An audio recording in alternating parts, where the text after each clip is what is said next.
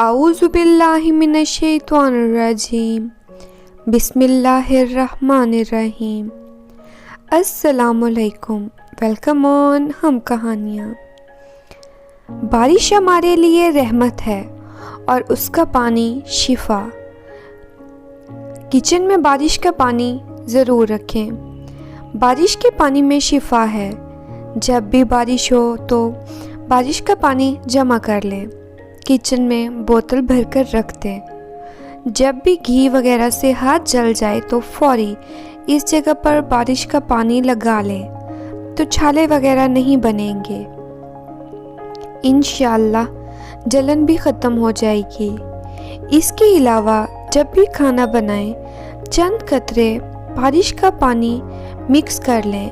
खाना बीमारी नहीं बनता, जायका लाजवाब होता है। मज़ीद ऐसी इन्फॉर्मेटिव वीडियोस के लिए हमारा चैनल सब्सक्राइब करें। नीचे दिए गए बेल आइकन को दबाना मत भूलिएगा ताकि हमारी नई आने वाली वीडियोस का नोटिफिकेशन आप बर वक्त हासिल कर सकें।